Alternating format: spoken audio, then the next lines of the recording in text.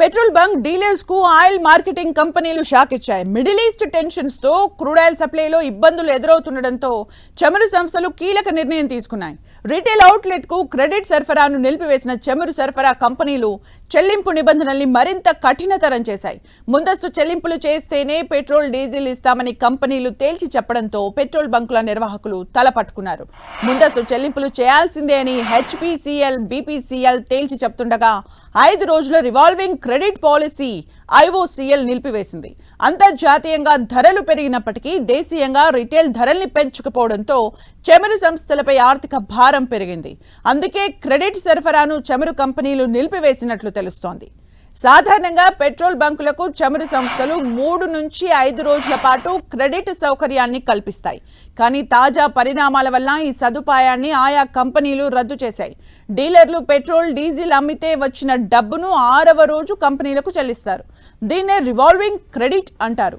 ఇప్పుడు ఈ విధానానికి స్వస్తి పలికి క్యాష్ అండ్ క్యారీ పద్ధతిని అమలు చేస్తున్నారు. ఈ నెల ప్రారంభం నుంచే హెచ్పీసీఎల్, బీపీసీఎల్ క్రెడిట్ సౌకర్యాన్ని నిలిపివేగా ఈ నెల 16 నుంచి ఐఓసీఎల్ కూడా ఈ నిర్ణయాన్ని అమల్లోకి తెచ్చింది. దీంతో పెట్రోల్ బంక్ నిర్వాహకులు ముందుగా డబ్బు చెల్లిస్తేనే పెట్రోల్, డీజిల్ లోడ్లను పంపిస్తామని సంస్థలు స్పష్టం చేశాయి. చమురు కంపెనీల తాజా నిర్ణయంతో పెట్రోల్ బంక్ నిర్వాహకులపై ఆర్థిక భారం పడనుంది.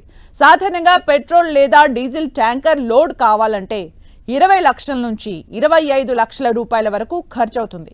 గతంలో 3 నుంచి 5 రోజుల క్రెడిట్ ఉండటంతో పెట్రోల్, డీజిల్ అమ్మిన తర్వాత డబ్బులు కట్టేవారు. ఇప్పుడు ముందే అంత పెద్ద మొత్తంలో నగదు సర్దుబాటు చేయడం చిన్న గ్రామీణ ప్రాంత డీలర్స్ కు కష్టంగా మారింది. ముందస్తు చెల్లింపుల కోసం డీలర్లు అధిక వడ్డీకి అప్పులు తెచ్చుకోవాల్సి వస్తుంది. ఇది వారి లాభాలను దెబ్బతీస్తుంది. డీలర్ల దగ్గర తగినంత నగదు లేకపోతే వారు ఆర్డర్స్ పెట్టడం తగ్గిస్తారు. బంకుల్లో నిల్వలు అయిపోయినా కొత్త లోడ్ తెచ్చుకోవడానికి డబ్బులు లేక బంకులను తాత్కాలికంగా మూసివేయాల్సిన పరిస్థితులు వస్తాయి. దీంతో ఆయా ప్రాంతాల్లో స్టాక్ కొరత ఏర్పడింది. ముఖ్యంగా రవాణా సౌకర్యాలు తక్కువగా ఉన్న మారుమూల ప్రాంతాల్లో పెట్రోల్, డీజిల్ కొరత తీవ్రమయ్యే ప్రమాదం ఉంది. పెట్రోల్ బంకుల్లో నో స్టాక్ బోర్డులు కనిపిస్తే ప్రజల్లో భయం మొదలైంది. పెట్రోల్ దొరకదేమో అన్న ఆందోళనతో వాహనదారులు బంకుల దగ్గర క్యూ కట్టారు. కొరతను సాకుగా చూపి కొందరు అధిక ధరలకు పెట్రోల్, డీజిల్ ని విక్రయించే ఛాన్స్ ఉందని ఎక్స్పర్ట్స్ అభిప్రాయపడుతున్నారు. డీజిల్ కొరత ఏర్పడితే రవాణా వ్యవస్థ స్తంభిస్తుంది. దీనివల్ల కూరగాయలు, పాలు వంటి నిత్యావసర వస్తువుల రవాణా ఆగిపోతే మార్కెట్లో వాటి ధరలు అమాంతం పెరిగిపోయే ప్రమాదం ఉందని ఎక్స్పర్ట్స్ చెబుతున్నారు.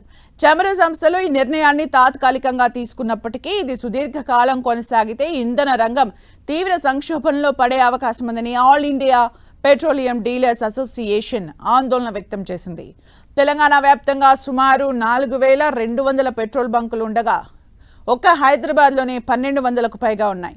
సాధారణంగా రోజుకు 40 లక్షల నుంచి 70 లక్షల లీటర్స్ వరకు పెట్రోల్, డీజిల్ సరఫరా జరుగుతుంది. తాజా పరిణామాల నేపథ్యంలో డీలర్లు దాదాపు 25% వరకు కొనుగోలు తగ్గించినట్లు సమాచారం. దీంతో 4 రోజుల క్రితం జిల్లాల్లో మొదలైన సమస్య క్రమంగా నగరానికి పాకింది. నిన్న ఆసిఫాబాద్, మంచిర్యాల, యాదాద్రి, భువనగిరి, జనగామ లాంటి జిల్లాలతో పాటు గ్రేటర్ పరిధిలోని అంబర్పేట్, చిక్కడపల్లి, బంజారా హిల్స్, లంగర్ హౌస్, బోయిన్పల్లి, సికింద్రాబాద్, నాంపల్లి తదితర ప్రాంతాల్లో అనేక బంకులు మూతపడ్డాయి. దీంతో స్టాక్ ఉన్న బంకుల దగ్గర వాహనదారులు గంటల తరబడి క్యూలో నిలబడుతూ ఇబ్బందులు పడుతున్నారు. ఇక పెట్రోల్ కొరత ఉందనే వదంతులు వ్యాపించడంతో ప్రజల్లో ఆందోళన మరింత పెరుగుతుంది. ఇప్పటి వరకు ట్రావెల్ కంపెనీలు, పరిశ్రమలు, ఇతర వాణిజ్య సంస్థలకు క్రెడిట్ పై ఇంధనం అందించిన బంకులు ఇప్పుడు చేతులెత్తేయడంతో ఆ రంగాలపై కూడా ప్రభావం పడుతుంది. ప్రభుత్వ, ప్రైవేటు సంస్థలు సైతం ఇంధనం కోసం ఇబ్బందులు పడుతున్నాయి.